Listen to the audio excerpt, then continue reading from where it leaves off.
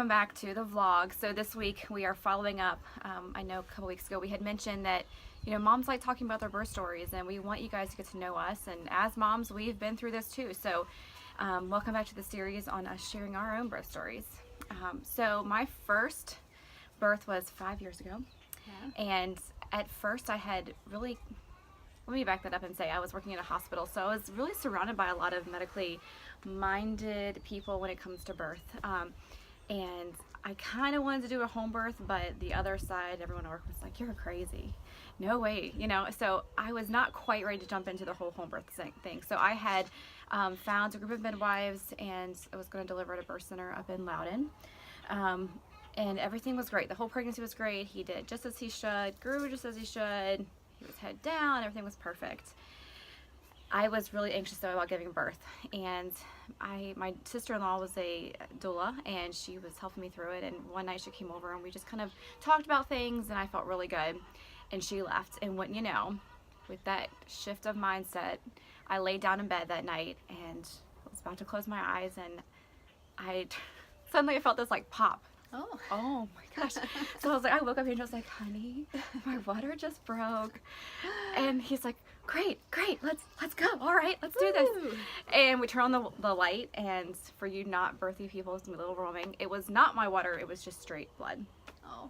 Gushing, and it was a little traumatizing. It was very overwhelming for sure. And normally, you know, like sometimes like you tell things and you kind of embellish a little bit. Like I didn't know what to do. So like I panicked, and we're both like running around the room like trying to gather the hospital bag, and like none of us can like solve any problems, like what we're gonna wear. None of that was prepared. This was at 38 weeks, so I expected I did not expect to go at 38 weeks for my first. And so needless to say, I'm trying to call my sister-in-law who was gonna be at the birth with us, and I was like, okay, so I'm bleeding. And she's like, well, how much? And I was like, I don't know, a lot. And Andrew's like, just take pictures and send it to her. It was kind of like a harried thing. So needless to say, we needed to rush to the hospital because we weren't sure where the bleeding was coming from. So Andrew drove like 90 miles an hour. We just rushed to the hospital. We went through the emergency room. That's always fun. It was fun. And we walk in, and like by the grace of God, the like director of like the mother baby unit, sorry, Charlie is also saying hi, was right there, and she's like, well, I'll take you right on up. And this was at like midnight. I don't know why she was there, but it was great. So she like literally, she put me in the wheelchair. She took me right up herself, and they took a look at the baby. Baby looked great. They're like, well, we don't know where the bleeding is coming from or why you're bleeding, but baby's healthy, and we're just gonna let you go. And if things aren't, they did say, well, if things are progressing in 2 hours, we're gonna start Pitocin. And I was like, don't talk to me about that right now. Give me 2 hours and then talk to me about it. So it was your water too, though? Well, they tested it, and they said that it was. Okay. Because there was just so much fluid. But fast forward, it wasn't actually my water. It was not. Okay. They thought it maybe it was. So anyway, sure enough, contractions started as I was laying there on the exam room table, and I was like, oh, these feel different. These are a little bit more intense. I can actually, feel them, and things progressed well. So they were not sure, and I just kept bleeding a lot throughout my labor. It would kind of dwindle down, then I would stand up and like just gushes again. And baby's heart rate though the whole time looked great. So I labored in the shower a lot that birth. That felt so good. That water helped me. Amazing, yeah. It really was. So I just kept that little nozzle, a handheld nozzle, and I put it right in my lower belly, and it really helped ease some of that discomfort. And I stayed up on my feet, and I swayed with the contractions and did my figure eights and brought that baby down. And he was born at 7:40 in the morning, which, I mean, it was a 7.5 hours essentially from the first part. So that's pretty fast for a first-time mom. Definitely. But I had a great nurse, and I delivered at Winchester, and they were so supportive. They knew when I came in that I kind of wanted a more natural birth, judging from, my medical history of seeing a midwife and all that. And they were so supportive of that. I said, I didn't want this, and I wanted delayed cord clamping, and that was they were just kind of starting to get around to doing that as now they do that anyway at this hospital. But I remember telling the doctor, I had just out of nowhere that urge to push hit, and man, all of a sudden the swarms of people came, and the doctor walked in, and I was like, I am not pushing on my back, and she's like, that's fine.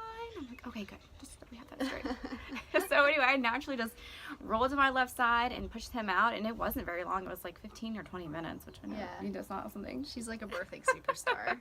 It just kind of happened, and he came out, and he was so great and healthy, and it was just such a great moment. And man, that feeling of empowerment, like there is nothing like that. You just feel so proud of yourself, like I just did that. And then you feel like you could just run a marathon or climb Mount Everest or do anything crazy like that afterwards. I did not feel that way. A lot of people do that. So he lashed right away. He fed great. I really had a really good experience with him overall, but it was great because it taught me a lot of things. I was really kind of fearful about giving birth in a hospital, and I was afraid that, because I had heard so many horror stories, I was a little afraid that if I gave birth in a hospital, that my rights would be stripped away, or that I wouldn't get the birth I wanted because somebody else's agenda would be pushed on me. And that was not my experience at all. And I felt really loved and really supported, and I still had a great experience. Oh, just so you know, after I delivered the baby and they checked the placenta, they determined that the cause of the bleeding was because of, they said a large blood clot that was caused by some sort of trauma. And it took me years to remember what that was. So needless to say, everything was fine. It was just a blood clot. It occurred to me when I was sitting on my living room couch in my midwife appointment for my second son, out of nowhere, I was just like, I know what caused it. And it was like this memory just flooding back. I was an OT at the time, and I was working with one of my children, and they had, a really epic meltdown. And during this meltdown, this child kicked me really hard in the stomach, and I was like, that is when that occurred. So anyway, Jaxton is healthy, and he's 5, and he's doing great. And that birth experience was not what I expected. But it was great, and having a doula really helped me through that, because she was able to kind of be my voice when I needed it, with the providers of she doesn't want the cord clamp just yet, and she doesn't want anyone to take her baby away for the first hour, and that was really helpful because you're kind of in this euphoric stage. You're not thinking about what you actually need, or you're just there. You're just there. You're just you're present in your own little world though. Yeah. So anyway, it was a great experience overall, and I'm really glad that I had that, because it was really healing for me, and it healing for me in terms of addressing the anxieties that I had, because my preconception of that was not at all how it actually turned out. So anyway, that's Jaxton's birth story. Thanks for joining us, and if you have any questions, drop them in the comments, and we'll get back to you guys next week with more